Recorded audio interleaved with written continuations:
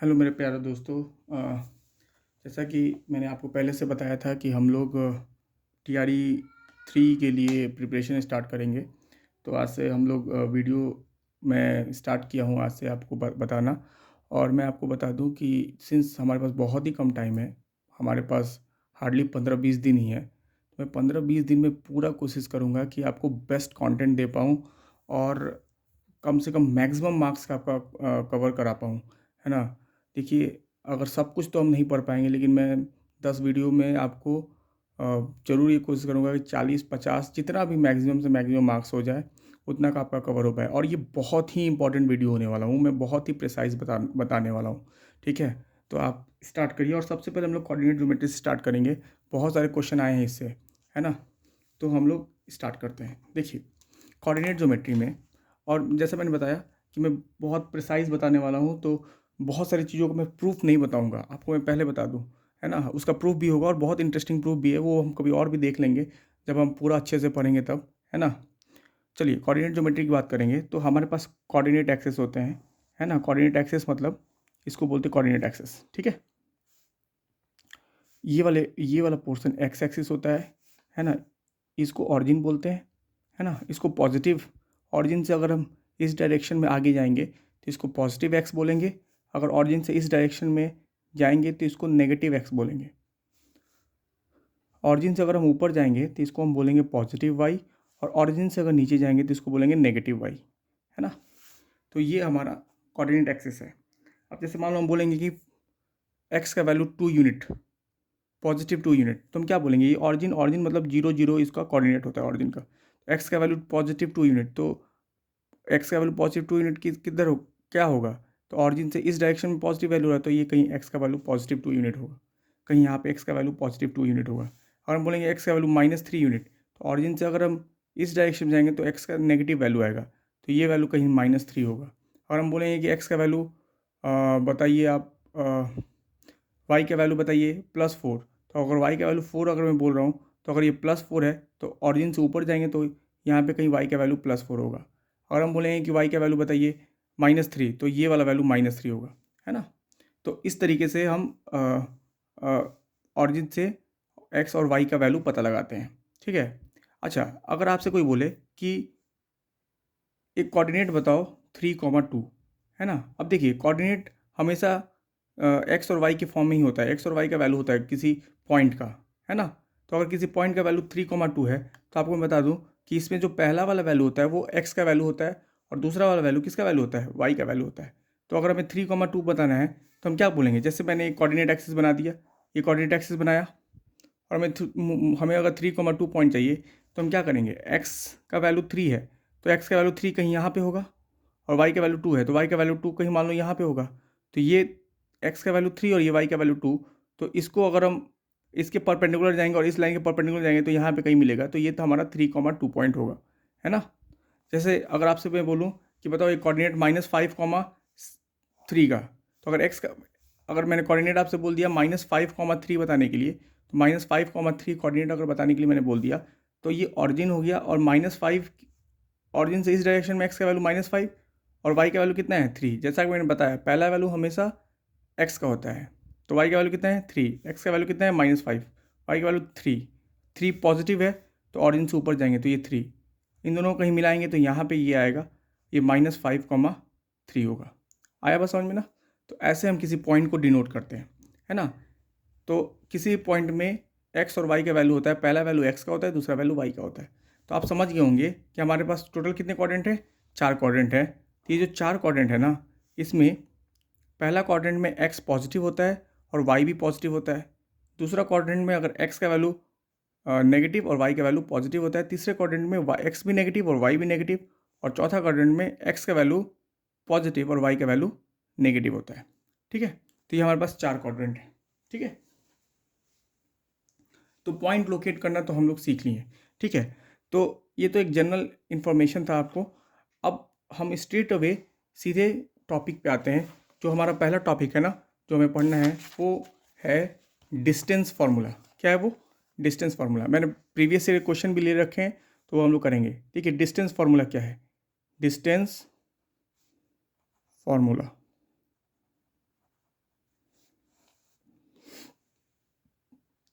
देखिए, अगर मैंने आपको बता दिया कि कोऑर्डिनेट एक्सिस में 2 पॉइंट है कोई, कौन सा पॉइंट? ये मान लो ये पॉइंट है x1, y1 और ये पॉइंट है x2, y2।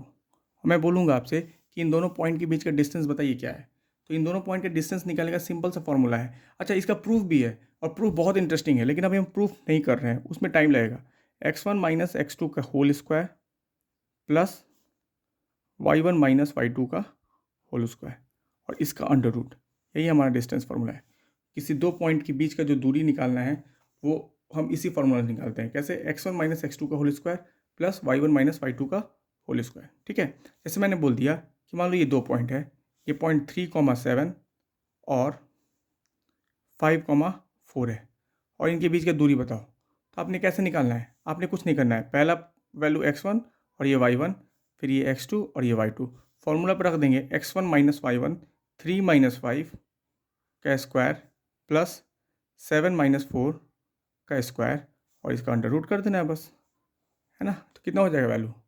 ये वैल्यू हो जाएगा 3 माइनस 5 2 माइनस टू का स्क्वायर माइनस 2 का स्क्वायर प्लस 3 का स्क्वायर, कितना हो जाएगा 4 और 9, तो ये √13 हमारा आंसर हो जाएगा। ठीक है, तो √13 यूनिट हो जाएगा। चलिए, डिस्टेंस फार्मूला पे जो क्वेश्चंस एग्जाम में आए हुए हैं उसको हम लोग पहले कर लेते हैं। ठीक है, और प्रैक्टिस कुछ डिस्टेंस फार्मूला पे कर लेते हैं। हो सकता है एग्जाम में ना आया हो, लेकिन मैंने कुछ क्वेश्चन कर लेते हैं। देखिए पहला क्वेश्चन जैसा कि find the distance between the point 4,3 and 1,7। देखो दो पॉइंट है, एक पॉइंट है इसको 4,3 बोला गया है, एक पॉइंट है इसको क्या बोला है 1,7। इन दो पॉइंट के बीच का डिस्टेंस बताना है, तो हम डिस्टेंस फार्मूला लगा देंगे। कैसे लिखाएंगे? तो जैसे आपको बताया था, ये x1 है, ये y1, ये x2 है, ये y2 है। तो 4 माइनस 1 का स्क्वायर प्लस 3 माइनस 7 का स्क्वायर और इसका क्या, इसका अंडर रूट। कितना होता है 4 माइनस 1 3, तो 3 का स्क्वायर प्लस 3 माइनस 7 माइनस 4 का स्क्वायर। ये वैल्यू कितना होगा? ये 9 और ये 16, तो 9 और 16 होता है 25, √25 का मतलब कितना होता है 5, तो 5 यूनिट इसका आंसर होगा, है ना। तो ये ऑप्शन में ही हमारा आंसर हो जाएगा। अगला क्वेश्चन देखते हैं। Find the distance between the point whose coordinates are 7 sin theta 0 और 0 और 7 cos थीटा। एकदम सिंपल सी बात है, इसको हम x1 मान लेते हैं, इसको क्या मान लेते हैं y1, इसको हम क्या मान लेते हैं x2 और इसको क्या मान लेते हैं y2। तो अगर हम फॉर्मूला लगाएंगे x1 माइनस x2 का होल स्क्वायर, तो 7 साइन थीटा माइनस 0 का whole square plus 7 cos theta, sorry plus 0, यहाँ पे तो 0 है, x1 माइनस x2 का होल स्क्वायर प्लस y1 का वैल्यू कितना है 0 माइनस 7 कॉस थीटा का होल स्क्वायर और इसी वैल्यू का क्या कर देंगे अंडर रूट कर देंगे। तो ये 7 का स्क्वायर होता है 49 sine square theta plus 49 cos square theta, इसका अंडर रूट का वैल्यू होगा 49 sine square theta plus 49 cos square theta, क्या होगा 49 कॉमन ले लेंगे और ये हो जाएगा sine square theta plus cos square theta. कितना होगा ये हो जाएगा 49 और ये 49 sine square theta cos square theta तो 1 होता है, तो हमारा आंसर √49 का आंसर कितना वैल्यू कितना होता है, इसका वैल्यू 7 होता है। तो हमारा आंसर ये जो कोऑर्डिनेट जिसके 7 साइन थीटा और 0 7 कॉस थीटा जिसका कोऑर्डिनेट होगा उनके बीच का जो दूरी होगा वो 7 यूनिट होगा। तो ये हमारा आंसर हो जाएगा ऑप्शन सी। ठीक है, आगे क्वेश्चन देखते हैं। देखिए क्वेश्चन NBS 2019 में आया हुआ था, NBS 2019 में आया हुआ था। क्या क्वेश्चन में क्या बोल रहा है देखते हैं। क्वेश्चन बोल रहा है the distance between the point 4, P and 1, 0 is 5 unit. देखो दो पॉइंट है, एक पॉइंट 4, P है और एक पॉइंट क्या है 4, P और एक पॉइंट क्या है 1, 0 है 1, 0 और इसके बीच का जो डिस्टेंस है वो कितना यूनिट है, वो 5 यूनिट है। तो हमें बताना है कि P का वैल्यू क्या होगा। तो इसको x1 मान लेंगे और इसको क्या मान लेंगे x2 मान लेंगे, इसको y1 मान लेंगे और इसको क्या मान लेंगे y2 मान लेंगे। ठीक है, देखिए मैंने टॉपिक वाइज जैसे जिसमें जितने टॉपिक से क्वेश्चन आए हुए हैं प्रीवियस ईयर उसको अरेंज करके मैं उन्हीं टॉपिक वाइज जो जितना हो सकता है इंपॉर्टेंट क्वेश्चन वो करा रहा हूँ। तो देखिए x1 माइनस x2 का होल स्क्वायर, तो क्या हो जाएगा √x1 4 माइनस 1 का whole square plus x2 p minus 0 का होल स्क्वायर और इसका वैल्यू दिया हुआ है। ये तो डिस्टेंस इन दोनों के बीच का और इनका डिस्टेंस कितना दिया हुआ है, तो क्वेश्चन में इनका डिस्टेंस दिया हुआ है कितना यूनिट, 5 यूनिट, तो बराबर 5 कर देंगे। ठीक है, ये जब हम आगे सॉल्व करेंगे तो ये कितना हो जाएगा, 4 - 1 कितना होता है 3, तो 3 का स्क्वायर प्लस पी का स्क्वायर का रूट अंडर, इसका वैल्यू कितना होगा 5, है ना। और आगे इसको सॉल्व करेंगे तो 9 प्लस पी स्क्वायर का रूट अंडर कितना होगा 5। इधर से जब हम रूट को हटाएंगे तो क्या होगा, जब हम रूट को हटाएंगे तो ये क्या हो जाएगा, ये हो जाएगा 9 प्लस पी स्क्वायर, और इधर स्क्वायर हो जाएगा और इधर हो जाएगा स्क्वायर, तो ये कितना हो जाएगा 25। तो पी स्क्वायर का वैल्यू कितना हो जाएगा, माइनस करेंगे तो कितना हो जाएगा 16 होगा। अच्छा, आपको पता होगा अगर पी स्क्वायर 16 है तो इसका मतलब पी का जो वैल्यू होगा ना वो 4 नहीं होगा, वो +-4 होगा, है ना। पी स्क्वायर अगर 16 है तो पी का वैल्यू +-4 होगा, 2 वैल्यूज़ होगा। तो यहाँ पे +4 भी वैल्यू है, ऑप्शन में अगर हम देखें तो +4 भी वैल्यू है, -4 भी वैल्यू है, लेकिन हमारा आंसर ये दोनों नहीं होगा, हमारा ऑप्शन सी होगा, ऑप्शन सी +-4 होगा। ठीक है, ये एनवीएस 2019 का क्वेश्चन है। फिर अगला क्वेश्चन भी एनवीएस में ही आया था 2019 में। ठीक है, डिस्टेंस फार्मूला पे जो क्वेश्चन है वो मैं एक साथ कर लिया हूँ। 0.4,0 -4,0 and 0,3 are the vertices of what.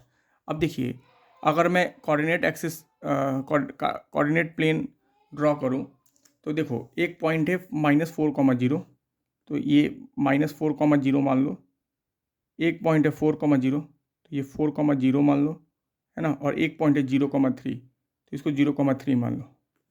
ठीक है, अब जैसा क्वेश्चन बोला है कि अगर इसको हम मिला देंगे तो ये क्या होगा, देखो इसको हम मिला देंगे तो डेफिनेटली ये राइट एंगल ट्रायंगल होगा कि स्केलन होगा कि आइसोसेलेस होगा कि इक्विलेटरल होगा। देखिए ये तो 4 यूनिट हो गया ओरिजिन से और ये 4 यूनिट, तो ये तो 8 यूनिट का डिस्टेंस हो गया, और ये दोनों डिस्टेंस तो 8 यूनिट के तो होंगे नहीं, कितना होगा निकाल लो, डिस्टेंस फार्मूला लगा के, डिस्टेंस फार्मूला लगा के निकालोगे तो ये डिस्टेंस कितना हो जाएगा, मान लो ये ए है, ये मान लो बी है, ये मान लो सी है, तो ए बी का डिस्टेंस कितना होगा, ए बी का डिस्टेंस होगा -4 - 0 का स्क्वायर प्लस 0 - 3 का स्क्वायर, कितना हो जाएगा ये 4 का स्क्वायर 16 प्लस 9 कितना हो जाएगा, ये 5 यूनिट होगा, ये तो 5 यूनिट होगा, और ये भी 5 ही यूनिट होगा, आप निकाल के देखिएगा।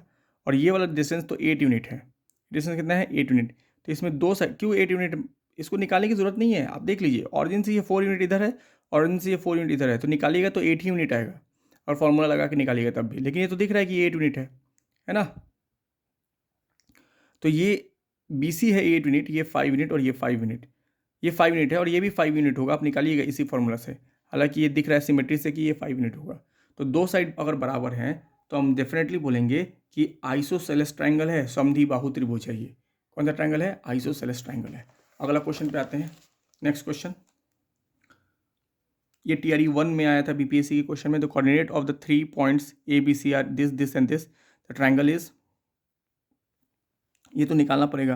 जैसे मान लो 3 पॉइंट्स हैं, है ना, मान लो 3 पॉइंट्स हैं, ए बी सी 3 पॉइंट्स हैं, ठीक है, और उसके कोऑर्डिनेट्स को दिए हुए हैं। ए का कोऑर्डिनेट क्या दिया हुआ है, ए का कोऑर्डिनेट दिया हुआ है 1,1, बी का कोऑर्डिनेट क्या दिया हुआ है, बी का कोऑर्डिनेट दिया हुआ है 3,4, 3,-4, और सी का कोऑर्डिनेट क्या दिया हुआ है, सी का कोऑर्डिनेट दिया हुआ है 5,-7। तो ये कौन सा ट्रायंगल है आपको बताना है। तो जैसा डिस्टेंस फार्मूला लगा के हम ए बी निकाल लेंगे, बी सी निकाल लेंगे, ए सी निकाल लेंगे। अगर तीनों साइड बराबर होगा तो इक्विलेटरल ट्रायंगल होगा, अगर दो साइड बराबर होगा तो आइसोसेलेस ट्रायंगल होगा, कोई साइड बराबर नहीं होगा तो स्केलेन ट्रायंगल होगा। तो ये आप सॉल्व कर सकते हैं, एक बार हम लोग देखते हैं। देखिए अगर हम ए बी का लेंथ निकालें, ए बी का लेंथ अगर हम निकालें तो ए बी का लेंथ क्या होगा, बताइए ए बी का लेंथ क्या होगा, ए बी का लेंथ होगा रूट अंडर, मैं फॉर्मूला नहीं लिख रहा हूँ, ओरली कर रहे हैं, 3 - 1 x1 - x2, 3 - 1 का स्क्वायर प्लस y1 - y2 -4 - 1 का स्क्वायर, 3 - 1 का स्क्वायर प्लस -4 - 1 का स्क्वायर, मतलब ये कितना होगा 2 और ये 5, तो ये √29 हो जाएगा, कितना हो जाएगा 4 + 25, तो रूट कितना होगा, ये √29 होगा ए बी। ऐसे ही अगर ए बी के बाद अगर हम बी सी निकालते हैं, बी सी का लेंथ निकालते हैं तो कितना होगा, एकदम वही फॉर्मूला, x1 - x2 का स्क्वायर, 3 - 5 का स्क्वायर प्लस y1 - y2 का स्क्वायर, -4 -7 का स्क्वायर, याद रखिएगा आप -4 में से माइनस कर रहे हैं हम -7 को, तो कितना हो जाएगा 3 माइनस 5 -2 का स्क्वायर, मैं लिख देता हूँ पूरा पूरा -2 का स्क्वायर प्लस -4 अब +7 तो +3 -4 +7 तो +3 का स्क्वायर तो 9 + 4 √13, ये √13 होगा और BC निकाल लिया हमने। अब हम आते हैं AC पे। AC का लेंथ क्या होगा? AC का लेंथ देखिए क्या होगा? AC का लेंथ होगा 5 - 1 का स्क्वायर प्लस 1 - -7 का स्क्वायर, है ना। 1 - -7 का स्क्वायर का रूट अंडर तो कितना होगा? 5 - 1 4 का स्क्वायर प्लस 8 का स्क्वायर तो 16 और 64 √80 कहने का मतलब ये तीनों साइड तो इसमें बराबर नहीं आ रहे हैं, ये तीनों साइड इसमें क्या है? अलग अलग लेंथ के हैं और ये तीनों साइड अलग अलग लेंथ के हैं तो ना ये इक्विलेटरल है, ना आइसोसेलेस है, ना राइट एंगल ट्रायंगल है, ये तो तीनों में से कोई नहीं है। तो इसमें से आंसर नन ऑफ दिस हो जाएगा। इसका आंसर क्या होगा? नन ऑफ दिस होगा। अगर दो साइड बराबर होता है तो इसका आंसर स्केलेन ट्रायंगल होता। ठीक है, अगला क्वेश्चन देखते हैं। आप समझ गए होंगे कि हमने क्या किया इस क्वेश्चन में। हमने बस डिस्टेंस फार्मूला लगाया, x1 - x2 का स्क्वायर प्लस y1 - y2 का स्क्वायर, यही डिस्टेंस फार्मूला होता है। Next question, the coordinate of the fourth vertex of the rectangle form by the point this. ये TRE 2 में क्वेश्चन आया हुआ है। देखिए डिस्टेंस फार्मूला से तो नहीं बनेगा, लेकिन ये अगर आप सॉल्व करें तो क्या होगा? देखो ये एक हमारा कार्टेशियन प्लेन है ना। अब इसमें जो पॉइंट है हमारा, ये हमारा मान लो ऑरिजिन है, ये क्या है? हमारा ऑरिजिन है ना। और एक पॉइंट है ए क्या है? पॉइंट ए जो है वो 2,0 है। बी क्या है? 0,3 है, 0,3 है। ये मान लो 0,3 है, हमारा बी है 0,3। तो अगर 3 वर्टेक्स अगर रेक्टेंगल के पता चल गया तो चौथा क्या होगा?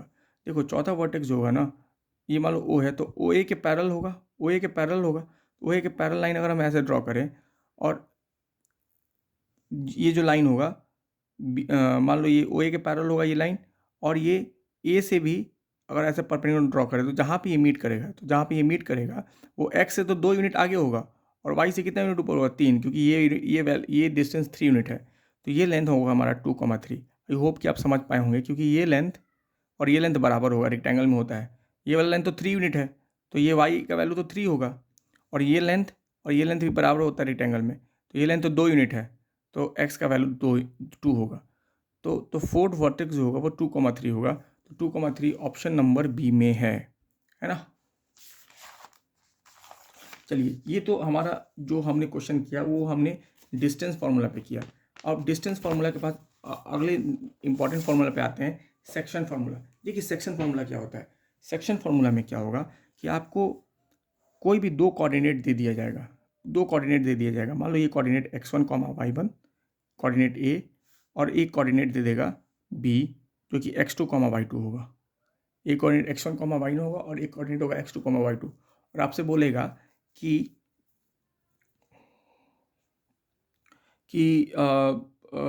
एक और कोऑर्डिनेट मान लो आपसे पूछ देगा कि कोऑर्डिनेट सी बताओ, और बोल देगा ना कि पॉइंट सी जो है वो ए बी को m/n में डिवाइड कर रहा है। किसमें?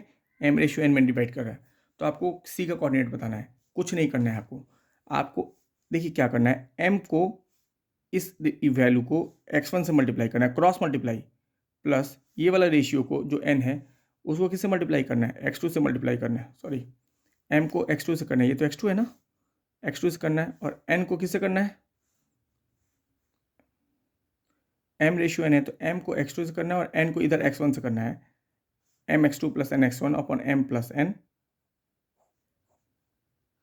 ये x का कोऑर्डिनेट होगा, और एक कोऑर्डिनेट होगा my2 + ny1 upon m + n। मैं एक बार समझा भी दूं कि मैं क्या बता रहा हूँ। देखिए जैसे आपको कोई बोल देगा कि 2 पॉइंट दे देगा, मान लो बोल देगा कि 5,4 और 3,2, ये 2 पॉइंट दे देगा, और बोल देगा कि इस पॉइंट को इन 2 पॉइंट को ज्वाइन करने वाला लाइन को एक पॉइंट है वो m/n में डिवाइड कर रहा है, तो उस पॉइंट सी का कोऑर्डिनेट क्या होगा? तो उस कंडीशन में हम क्या करेंगे, जो रेशियो दिया हुआ है m/n, m को मल्टीप्लाई कर देंगे x2 से, n को मल्टीप्लाई कर देंगे x1 से, तो mx2 + nx1 upon m + n, फिर ये x का कोऑर्डिनेट होगा, और y का कोऑर्डिनेट के लिए m को मल्टीप्लाई कर देंगे y2 से फिर, और n को मल्टीप्लाई करेंगे y1 से, तो my2 + ny1 upon m + n। ये हमारा y का कोऑर्डिनेट होगा। इस पे जो प्रीवियस ईयर में क्वेश्चन आया है उसको सॉल्व कर लेते हैं।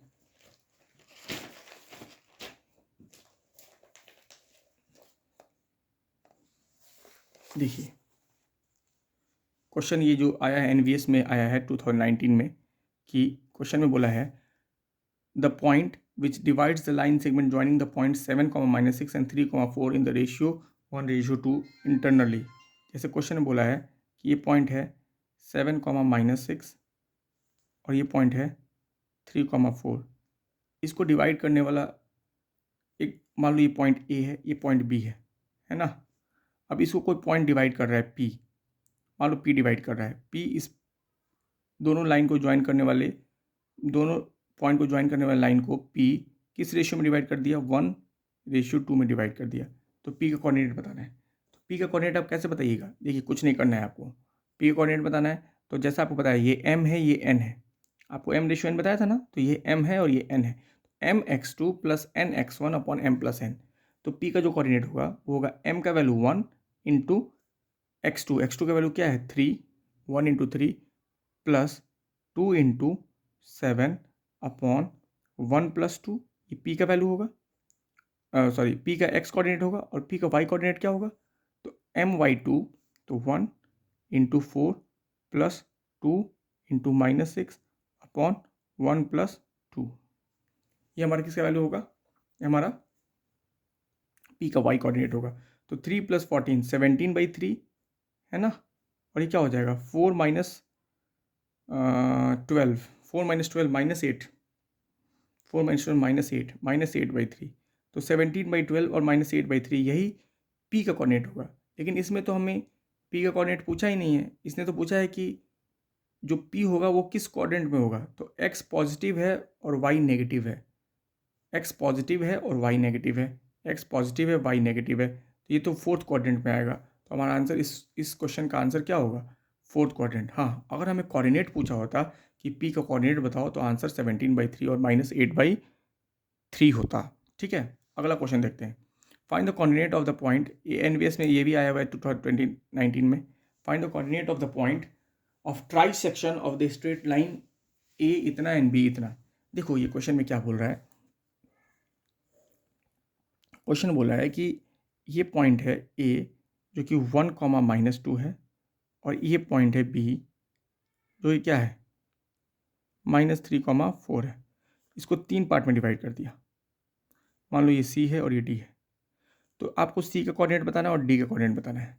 मैं एक बार फिर से अगर बताऊं तो अगर ये 3 पार्ट में डिवाइड कर दिया तो ये 1 है, ये भी 1 है, ये भी 1 है ना।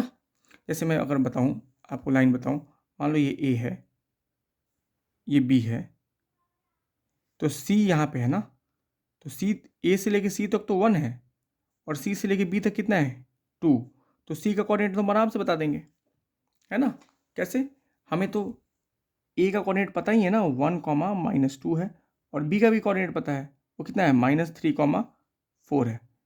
तो हम सी का कोऑर्डिनेट नहीं बता देंगे क्या, कैसे बताएंगे, 1 इंटू -3 है ना, plus 2 into -2, 1 into -3 mx2 plus nx1 upon m+n, तो 1 + 2, और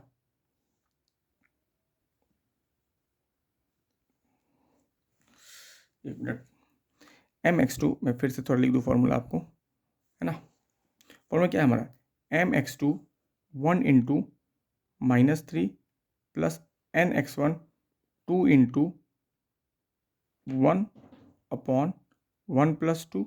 ये तो हमारा किसका वैल्यू होगा, ये तो हमारा पॉइंट सी का एक्स कोऑर्डिनेट होगा। और वाई कोऑर्डिनेट कैसे निकालेंगे, एकदम सेम फॉर्मूला। वाई कोऑर्डिनेट कैसे निकालेंगे, देखिए 1 into 4, 1 into 4 plus 2 into -2, 2 into -2, अब समझ जाइएगा, अपॉन 1 + 2, तो कितना होगा ये 1 इंटू -3 प्लस 4, -3 + 4, तो 1/3 कुछ होगा, -3, 2 इंटू 1 तो 2 होता है ना, -3 + 2, तो -1/3, 4 - 4, ये तो 0 हो जाएगा, -1/3, 0, तो एक वैल्यू तो -1/3, 0 होगा। तो -1/3, 0 तो ऑप्शन में हमारे पास एक यही है। तो ये सी का कोऑर्डिनेट तो ये हो जाएगा, सी का कोऑर्डिनेट क्या हो जाएगा, ये हो जाएगा। और डी का कोऑर्डिनेट निकालने के लिए एक बार फिर से ये फॉर्मूला लगाएंगे, लेकिन जब हम डी का कोऑर्डिनेट निकालेंगे तो अगर ऑप्शन में -1/3, 0 तो एक ही में है, तो यही आंसर होना चाहिए हमारा। फिर भी हम डी का कोऑर्डिनेट निकाल लेते हैं। देखिए डी का कोऑर्डिनेट निकालेंगे तो ए का वैल्यू कितना है, ए का वैल्यू है 1, और बी का वैल्यू कितना है, बी का वैल्यू है -3, 4। और आप देख सकते हैं डी हमारा यहाँ पे था, तो डी अगर यहाँ पे था तो आप देखिए ना, यहाँ से ए से लेके डी तक कितना यूनिट है, 1 और 1 2 यूनिट है, ये 2 हो जाएगा और ये क्या हो जाएगा, 1 हो जाएगा, है ना। कितना हो जाएगा डी का कोऑर्डिनेट, तो जैसा फॉर्मूला था 2 × -3 प्लस 1 × 1/3 2 × 4 प्लस 1 × -2 अपॉन 1 × -2/3 जो फॉर्मूला है हमारे अकॉर्डिंग हमारे पास। तो -6 + 1 तो -5/3 और 8 - 2 6 6/3 मतलब 2। तो हमारा एक कोऑर्डिनेट -1/3, 0 आएगा, एक कोऑर्डिनेट -5/3, 2 आएगा। तो ऑप्शन डी हमारा आंसर हो जाएगा, जो ये हमारा ऑप्शन है। ठीक है, नेक्स्ट क्वेश्चन पे आते हैं। इफ द पॉइंट, ये क्वेश्चन बीपीएससी टीआरई 1 में आया हुआ है। If the point 1, 1 divide the line segment dividing the point इतना and B in the ratio 3:2। देखो क्वेश्चन में क्या बोला हुआ है कि एक कोई,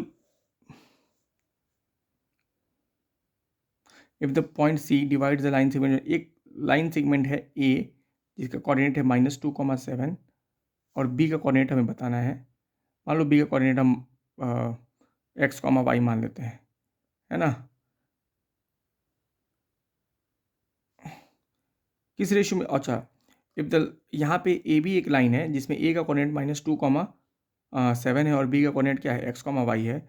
इसको एक पॉइंट सी है जो कि 1, जिसका कोऑर्डिनेट क्या है 1, 1 है, वो किस रेशियो में डिवाइड कर रहा है, 3:2 में डिवाइड कर रहा है। किस रेशियो में डिवाइड कर रहा है, 3:2 में डिवाइड कर रहा है। तो आपको बी का वैल्यू बताना है। कैसे बताइएगा, जो आपको सेक्शन फॉर्मूला पता है 3 × x, फॉर्मूला लगा देंगे 3 × x प्लस 2 × x का कोऑर्डिनेट कितना है -2, 2 × -2 अपॉन 3 + 2 बराबर 1। तो कितना हो जाएगा, ये हो जाएगा हमारा 3x - 4, 3x - 4 बाई 5 बराबर 1। दिस इम्प्लाइज 3x - 4 बराबर 5, 3x बराबर 9 और x का वैल्यू कितना आ जाएगा 3। तो x का वैल्यू तो 3 आ गया, मतलब b का x कोऑर्डिनेट तो 3 होगा। तो 3 तो दो ऑप्शन में है, यहाँ पे भी यहाँ पे भी है। तो देख लेते हैं कि y का कोऑर्डिनेट क्या होगा। फिर से सेक्शन फॉर्मूला लगाएंगे और y का कोऑर्डिनेट निकाल देंगे।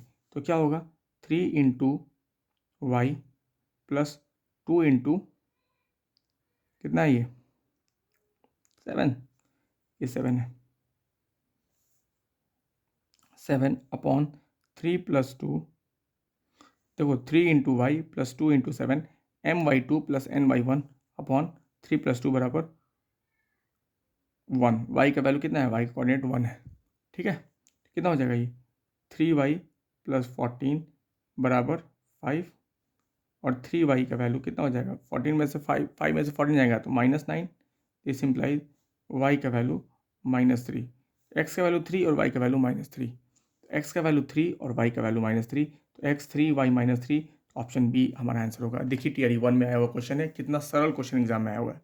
देखिए अगला question, find the ratio in which p divides the line segment A B whose values are this this and this.